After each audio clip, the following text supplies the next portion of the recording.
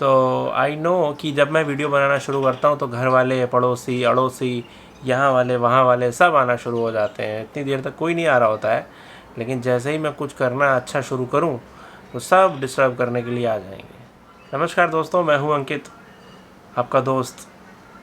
और बहुत दिन से वीडियो नहीं आ रही है क्योंकि आपको पता ही है, बहुत सारे लोगों को पता है इनफैक्ट, कि I am not that well.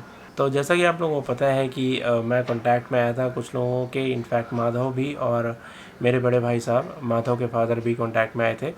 तो उस वजह से हम लोगों को भी कुछ कुछ सिम्टम्स आ रहे थे और हमने अपने आप को आइसोलेट किया हुआ था। और अभी भी वो सिम्टम्स मेरे को आ ही रहे हैं। इनफैक्ट मैं टेस्टिंग नहीं करा पा रहा हूँ क्योंकि मैं नहीं चाहता कि किसी जा कर के बाहर कहीं लाइन में लगूं और अपने आप को और भी ज़्यादा एग्जर्ट करूं। यहाँ पे जहाँ पे मैं रहता हूँ, आप सभी को पता है, मैं नोएडा में रहता हूँ और यहाँ पे कंडीशंस बहुत ज़्यादा अच्छी नहीं है। हॉस्पिटल वाइज अगर मैं बात करूँ तो सभी हॉस्पिटल्स क्राउडेड हैं, ओवर क्राउडेड हैं। और वहाँ जा कर के टेस्ट कराने का मतलब ये है कि अपने आप को आप एक्सपोज कर रहे हो, दूसरों के लिए भी रिस्क बना रहे हो और ख़ुद के लिए भी रिस्क क्रिएट कर रहे हो। तो मैं कोशिश ये कर रहा हूँ कि घर पे कोई आ जाए जो टेस्टिंग के लिए, एट होम जो टेस्टिंग सर्विसेज हैं वो मैं ट्राई कर रहा हूँ। और 2-3 दिन से मैं उसी के पीछे पड़ा हुआ हूँ कि कोई घर पे आके टेस्टिंग कर ले। तो वो एक मेरा सबसे मेजर कंसर्न है जो मैं अभी भी ट्राई कर रहा हूँ। देखते हैं क्या आते हैं कि नहीं। दूसरा फ्रेंड्स, इसमें सबसे एक और जो सबसे बड़ी इंटरेस्टिंग बात मुझे लगी है इस पर्टिकुलर डिज़ीज़ की, कि मेरा बिल्कुल स्मेल जो है वो चला गया है। और ये ऐसा शायद मेरे साथ लाइफ में फ़र्स्ट टाइम हुआ है कि मुझे कुछ भी स्मेल नहीं आ रहा, कुछ भी नहीं। और ये मुझे पता कैसे चला, ऐसे एक दिन नया सैनिटाइज़र आया and I just try to smell it out कि इसमें कैसी स्मेल है। तो मैंने जब ट्राई किया उसको तो उसमें कुछ भी स्मेल नहीं आ रहा था। तो मुझे ऐसा लगा कि शायद इस प्रोडक्ट में स्मेल नहीं है, ये स्मेललेस है, ऐसा कुछ है। तो फिर मैंने जब पुराना अपना डीओ ट्राई किया तो उसमें भी स्मेल नहीं आया। तो मैं समझ गया कि basically it's not the fault of that thing. और ये जो इसका सिम्टम होता है एक, जिसमें स्मेल और टेस्ट ख़त्म हो जाता है, तो वैसा ही मुझे भी फील हुआ। तो बेसिकली स्मेल नहीं आ रहा है, जो बिल्कुल भी नहीं आ रहा है, ऐसा लग रहा है बिल्कुल भी। तो ये जो वीडियो मैं इसलिए भी बना रहा हूँ कि मैं अपने हेल्थ के बारे में आपको शेयर कर सकूँ। दूसरा ये कि ये मैं चाह रहा हूँ कि इस तरीके से कुछ वीडियोस मैं आपके साथ शेयर कर पाऊँ, क्योंकि मैं ड्राइंग तो नहीं बना पा रहा हूँ फॉर श्योर। कुछ ड्राइंग ज़रूर कर रहा हूँ, रफ़ स्केचेस बनाने की कोशिश कर रहा हूँ, एनाटॉमी समझने की कोशिश कर रहा हूँ, उस पर थोड़ा बहुत काम कर ले रहा हूँ 10-15 मिनट के दौरान। इससे ज़्यादा नहीं एग्जर्ट कर सकते आप, क्योंकि आपकी स्पाइन वगैरह पे ज़्यादा इफेक्ट पड़ता है, इसमें बॉडी पेन बहुत होता है। तो इसलिए मैंने सोचा कि आप लोगों के साथ इंटरेक्ट करके कुछ ऐसा करूँ कि जिससे आप लोगों को भी फ़ायदा हो और मेरे लिए भी कुछ, मैं अपने आप को भी कहीं यूटिलाइज़ कर सकूँ, ताकि मैं भी थोड़ा सा कुछ इन्वॉल्व हो सकूँ, कुछ आदत बनाऊँ अपनी भी कुछ कर पाने की। अदरवाइज़ पूरे दिन बेड पे पड़े रहना, it's not good for anyone. ये वीडियो में मैं आपको क्या क्या बताऊँगा वो मैं आपको बता देता हूँ। पहले तो मैं ये बताऊँगा आपको कि मेरी अभी फ़िलहाल कंडीशन क्या है और मैं क्या बेसिकली अभी इसके लिए कर रहा हूँ। मैं क्या मेरा रूटीन क्या है, वो मैं उसमें क्या क्या शामिल किया हुआ है। दूसरा, आप लोगों के जो आर्ट से रिलेटेड क्वेश्चंस हैं कुछ, उनको मैं इस वीडियो के एंड में उसमें से 2 या 3 क्वेश्चंस लेकर के उसको मैं सॉल्व करने की कोशिश करूँगा। मतलब is just like problem solving thing.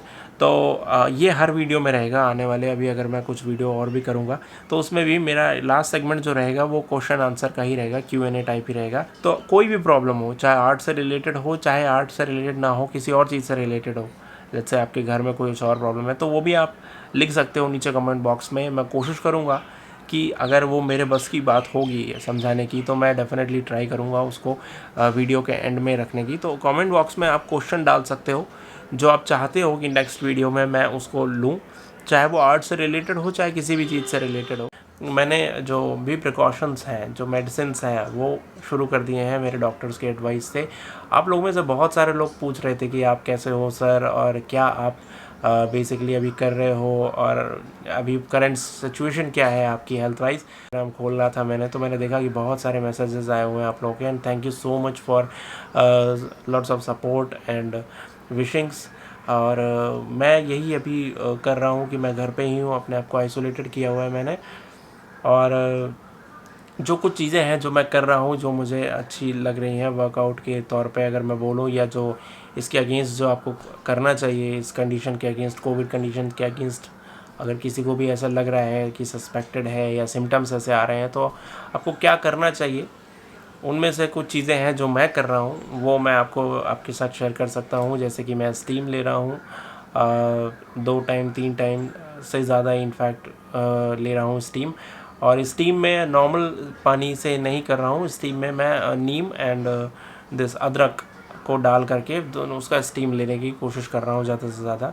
ये चीज़ें मैं इसलिए भी बता रहा हूँ ताकि हो सकता हो कि आप लोगों में से कुछ लोग ऐसे हों जिनको ये चीज़ सुन के एक मोटिवेशन मिले, एक हेल्प मिले और वो लोग भी उससे फ़ाइट कर सकें। क्योंकि बहुत सारे मेरे फॉलोअर्स हैं जो ये भी बता रहे थे कि वो लोग भी अभी करेंटली इसी प्रॉब्लम से जूझ रहे हैं। और जैसा कि आप सबको पता है कि इस समय ये कंडीशन ऐसी है कि बहुत हर जगह फैल गया है। ऐसा कुछ भी नहीं है कि कहीं पे नहीं फैला है या कुछ जगहों पे ऐसा है कि जहाँ पे अभी ये नहीं पहुँचा है। मोस्टली मुझे लगता है सभी जगहों पे इसकी एक जैसी ही कंडीशन है।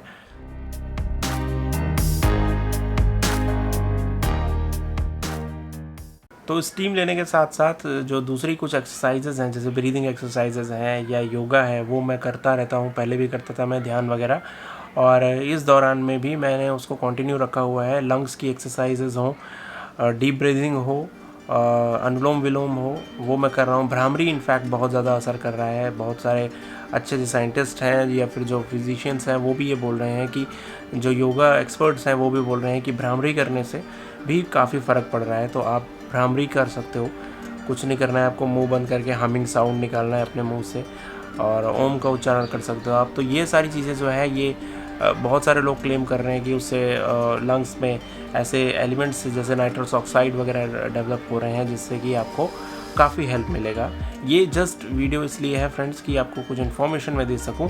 और उसके बाद एक प्राण मुद्रा है जो कि लगाना बहुत ही अच्छा है सभी के लिए। बहुत सिंपल सा है, बस आपको ये 2 उंगलियां और ये थंब के साथ आपको इस पर प्रेस करना है दोनों ही हाथों में इस तरीके से, और आपको इसको लगा करके ही रखना है पूरे दिन में जितने टाइम आप रख सको। मुझे खासकर मुझे जो फील हो रहा है पर्सनली मैं बता रहा हूँ, मुझे काफ़ी अच्छा लग रहा है ये सब करने से। और अभी मैं इस कंडीशन में हूँ कि आपके साथ थोड़ा बहुत बात भी कर पा रहा हूँ, क्योंकि पिछले 2-3 दिनों में कंडीशन और भी ज़्यादा ख़राब हो गई थी। और जब भी कुछ अच्छा करने बैठो तो ये हो जाता है। देखो, ये आज सोच रहा था मैं वीडियो बना करके आप लोगों के साथ कुछ शेयर करूं, तो अभी ये आ गया। चलो अभी इसको पहले चार्ज पे करते हैं, फिर देखते हैं कैसे करना है। और मैं हमेशा ही ऑक्सीमीटर से अपना SpO2 लेवल चेक कर रहा हूं, ताकि मैं ये चेक करता रहूं कि ऑक्सीजन लेवल जो है वो 94 के नीचे नहीं ड्रॉप हो। और अभी तक एज ऑफ नाउ ये 95 के हमेशा ऊपर ही रह रहा है। ये देखिए इस तरीके से ये रीडिंग शो करता है यहाँ पे। तो ये मैं हमेशा मॉनिटर कर रहा हूँ SpO2 लेवल।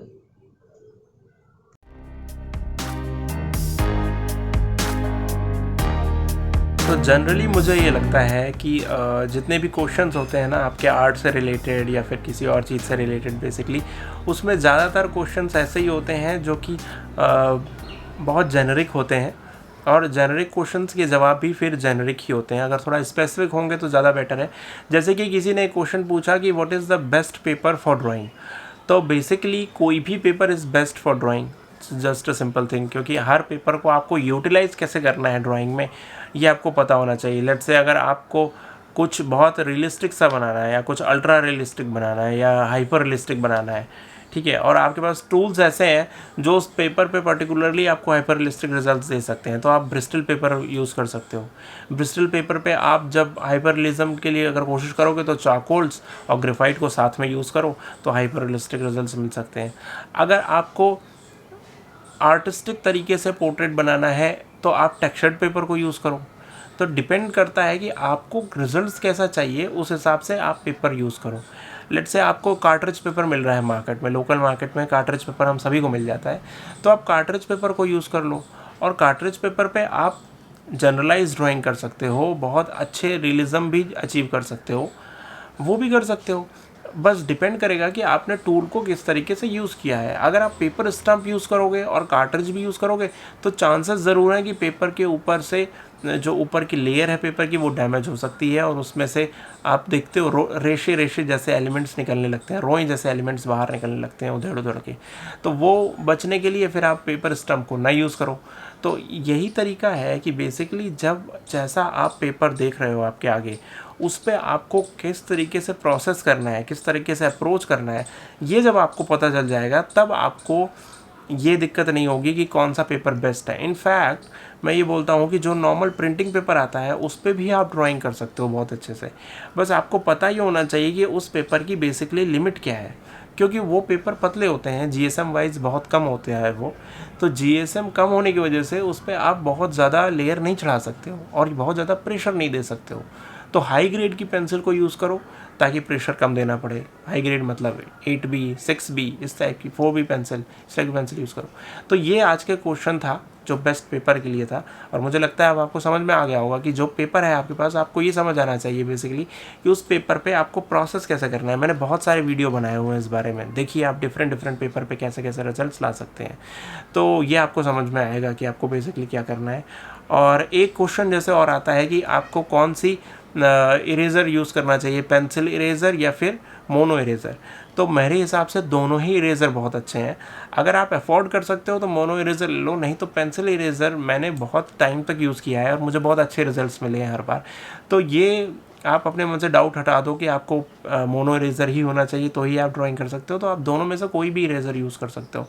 तो ये 2 क्वेश्चंस मैंने आज लिए, एक पेपर के बारे में और एक इरेज़र के बारे में, और मुझे लगता है दोनों में आप सेटिस्फाई हो चुके होंगे। अगर आपको ऑर्डर करना है कोई भी इरेज़र, पेंसिल या फिर मोनो, दोनों में से कोई भी कर सकते हो, दोनों एक जैसे ही रिज़ल्ट देते हैं, ये भी मैंने देखा हुआ है। इनफैक्ट पेंसिल इरेज़र से आप एक्सपेरिमेंट ज़्यादा कर सकते हो क्योंकि आप उतना ज़्यादा एक्सपेंसिव नहीं होता है वो, और आप ज़्यादा यूज़ कर सकते हो। मोनो इरेज़र थोड़ा सा एक्सपेंसिव चीज़ है, इसलिए आप डरते भी हो बार बार उसको यूज़ करने में। तो ये चीज़ रहती है।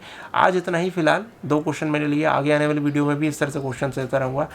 Thank you friends, please channel को सब्सक्राइब ज़रूर कीजिएगा और मेरे लिए वेल विशेस भेजते रहिए, उससे मुझे बहुत मोटिवेशन मिलता है। और मुझे ज़रूर बताइएगा कि आपको ये आइडिया कैसा लगा जिस तरह से वीडियो बनाने का, आप लोगों के साथ इंटरेक्ट होने का, क्योंकि अभी ड्राइंग नहीं कर सकते तो अभी इसी तरह से नॉलेज को शेयर करते हैं। Thank you friends, thank you once again.